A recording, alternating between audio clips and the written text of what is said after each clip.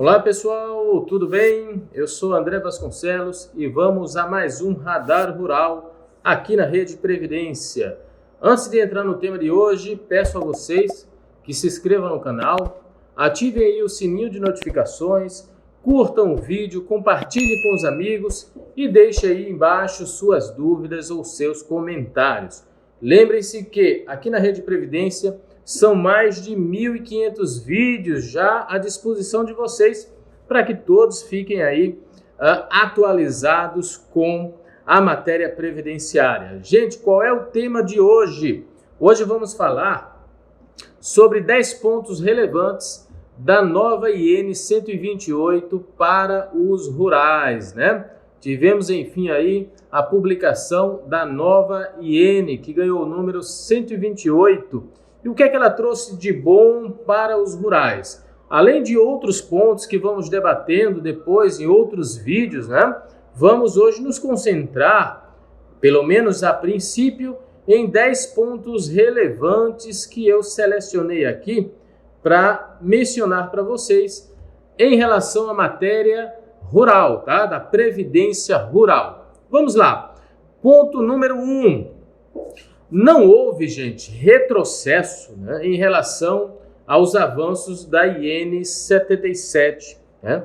A nova IN, a IN 128, ela apenas acrescentou, ela preservou aquilo que tinha de bom para os rurais na IN 77 e acrescentou novos progressos para a Previdência Rural. Tá? Ou seja, assim como a IN 77, a nova IN 128, ela se apresenta, né, como uma norma mais favorável para os segurados rurais do que propriamente as disposições que tem na lei, que tem no decreto 3048, porque lá ainda há algumas lacunas, alguns pontos nebulosos, né, alguns pontos incompletos, e a IN 77 e agora a IN 128 trataram de esmiuçar mais a matéria e, no geral, de forma mais, mais favorável para o segurado rural, tá? Então, o primeiro ponto é esse, de que, assim como a IN 77, a nova IN ela não trouxe retrocesso, ou seja, aquilo que a IN 77 tinha de bom para os rurais foi preservado e a nova IN acrescentou novos progressos, ok? Segundo ponto, a nova sistemática adotou assim uma nova organização das normas administrativas, né? Ou seja, nós tivemos a concentração daquelas normas já consolidadas de direito material na IN 128 e aquelas normas de procedimentos, né? Normas procedimentais que são aí passíveis de maiores mudanças ao longo do tempo, ficaram à parte em livros, né? Livros que são portarias, na verdade. Então houve uma nova organização. Alguns acharam ruim, criticaram, mas eu vejo isso com bons olhos, né? No sentido de que agora nós temos para estudo da matéria, né, um referencial mais organizado do que o que a gente tinha antes, que eram diversas portarias avulsas e diversas outras normas, como ofícios circulares, enfim. Diversas normas administrativas avulsas que dificultavam aí o estudo da matéria. Então agora você tem ali concentrado na IN 128 as matérias já consolidadas de direito material e nas portarias, né, que são livros de 1 a 10, as matérias mais assim passíveis de mudança ao longo do tempo, que são as matérias relativas aos procedimentos. Então tivemos aí essa nova organização que, na minha visão, vai favorecer sim o estudo da matéria. Ponto 3. Houve a incorporação das disposições do Ofício Circular 46, que tratava da comprovação da atividade do segurado especial, tinha lá o disciplinamento da autodeclaração e da ratificação da autodeclaração através de documentos e através de bases governamentais, que são os instrumentos ratificadores. Então isso foi incorporado, né, na nova IN e também no livro 1, na portaria 990. Então você pega lá a nova IN e a portaria 990, você vê que para praticamente 100% da matéria lá tratada no ofício circular 46 foi incorporado e isso é muito bom. Já havia essa previsão de incorporação, porque o próprio ofício circular, lá no seu item 13, né, já tinha uma disposição de vigência temporária, ou seja, ele estava em vigência enquanto não fosse aí atualizada a nova IN, ou seja, editada a nova IN. Então houve sim a incorporação dessas disposições que são boas para o segurado especial. Ponto 4. A expressa previsão da possibilidade de soma de tempo rural como empregado com tempo rural como segurado especial, lá no artigo 201, parágrafo 2º da IN 128. Ou seja, nós tínhamos uma grande discussão e eu era sempre perguntado em sala de aula pelos meus alunos se poderia juntar ali, professor, eu posso somar o tempo rural como empregado rural, com o tempo rural como segurado especial? Sim, pode somar. Já tínhamos isso, de certa forma, pacificado e agora está expressamente na nova IN 128, ok? Ponto 5. A expressa previsão de documentos de validade permanente. Artigo 116, parágrafo 2º, que são os documentos de validade permanente. Isso estava previsto no ofício circular 46, né?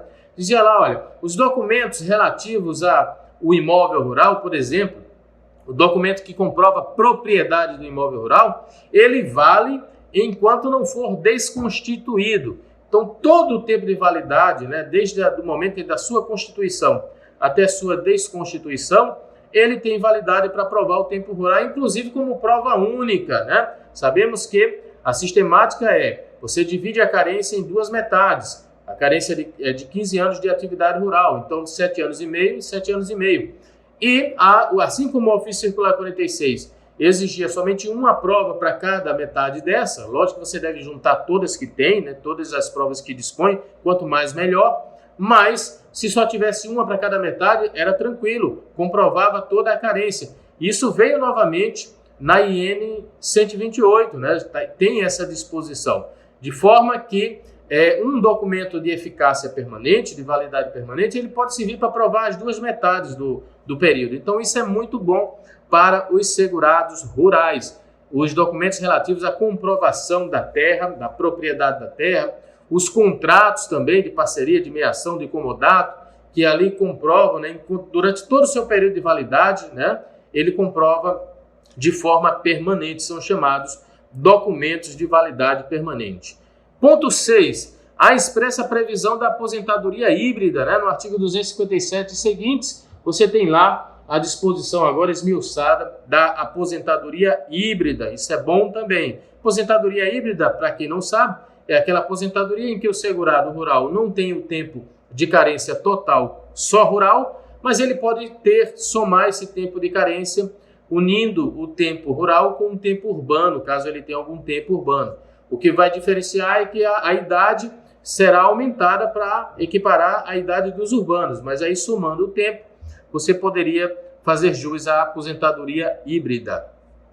Ponto 7. A expressa previsão de períodos rurais intercalados com o urbano, sem limite máximo de afastamento da atividade rural. Isso está lá no artigo 116, parágrafo 2º, inciso 5, e no artigo 159. O que é isso? Sabemos que para a aposentadoria rural, você pode ter tempo continuado, né, um tempo contínuo, ou seja, todo o período rural, não ter nunca se afastado da atividade rural, mas pode também ter se afastado em algum momento para exercer uma atividade urbana, ou até mesmo não exercer atividade nenhuma, e aí você tem o chamado tempo intercalado, né?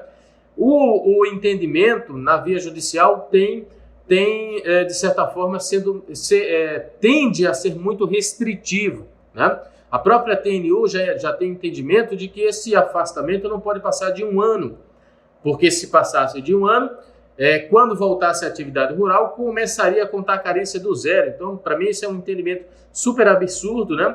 É um entendimento muito restritivo, não tem isso na lei, não tem isso no decreto, e a própria IN também já expressamente, a IN 128, diz que não importa o período, né, o tempo de afastamento, se pequeno, longo, não importa. O que importa somando o tempo rural, fecha a carência, se fechar tem direito à aposentadoria rural. Então essa expressa previsão, né, de que o tempo intercalado com o urbano, o tempo rural intercalado com o urbano, não tem esse limite máximo de afastamento, isso é muito bom para os segurados rurais. Ponto 8. A expressa previsão de que o cônjuge com vínculo urbano, somente ele perde a condição de segurado especial. Então, assim como na jurisprudência judicial, no âmbito do judiciário, já está consolidado isso, se um dos membros da família, isso seja o cônjuge ou outro componente, se afasta para exercer atividade rural, somente ele vai perder a condição de segurado especial, não vai aí atingir os demais. Ponto 9. A expressa previsão da exigência do requisito do tamanho da terra, que são os 4 módulos fiscais, somente a partir de 2008. Já tínhamos essa previsão lá na IN 77 também, agora temos no artigo 110, parágrafo 2º da IN 128. Ou seja, o requisito do tamanho da terra, que é de no máximo 4 módulos fiscais, né, só pode ser exigido a partir de 2008. Por quê? Porque ele foi introduzido na Lei de Benefício pela Lei 11.718, que é do ano de 2008. Então, um requisito que surgiu a partir dessa data, então só pode ser exigido a partir dela, não para tempos pretéritos, ok? E agora, por fim, o item número 10, né, o ponto número 10, que há expressa previsão da irrelevância do valor da comercialização da produção rural para a caracterização do segurado especial. Há, infelizmente, juízes que entendem que se o valor da produção for elevado, um valor alto, se descaracterizaria a condição de segurado especial. Não é bem assim, tá? Não existe isso na lei. Se a atividade, se o valor auferido for proveniente da atividade rural, ou seja, da comercialização da produção, não há limite de valor. Não importa se o limite foi pequeno, médio ou grande. Não vai descaracterizar, e a IN, lá no seu artigo 109, parágrafo 1º, diz isso expressamente, tá? É um ponto que também já tinha lá na IN 77 e que está aqui também na IN 128, ok? Qual é o limite para o segurado especial? O limite é do sistema produtivo, ou seja, do regime de produção.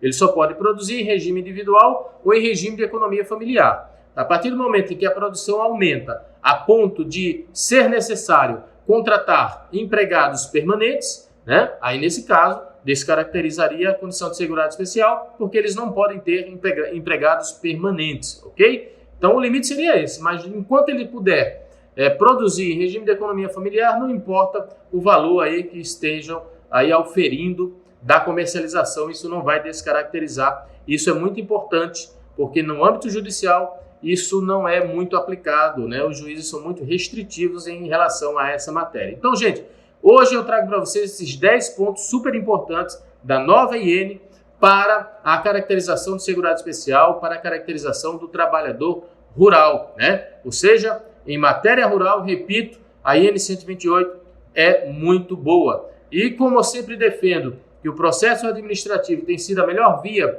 para garantir os benefícios rurais, então o domínio da IN é fundamental, ok?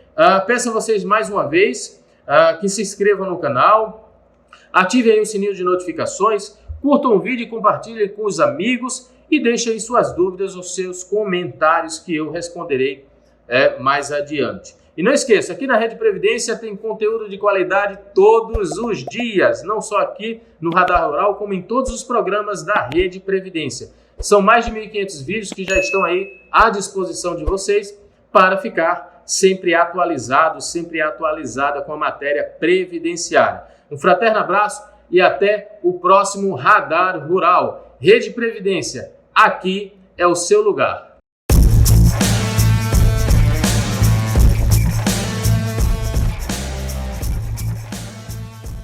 RPPS, Benefícios e Gestão, é um curso ministrado por Ricardo de Souza que tem como objetivo analisar as regras de benefícios, em especial sob os efeitos da Emenda Constitucional 103 de 2019, e as mudanças gerenciais necessárias ao atual estágio de evolução dos RPPS. Ricardo Souza é coordenador e apresentador do Rede Previdência, formulou e presidiu a Reciprev, é advogado previdenciário, auditor do TCE-PE, mestre em políticas públicas, professor e autor de vários livros na área. Dia 30 de abril às 10 horas. A aula será ao vivo com o professor Ricardo Souza, valor do curso com 33% de desconto, até o dia 15 de abril. Link na descrição. Garanta já sua vaga.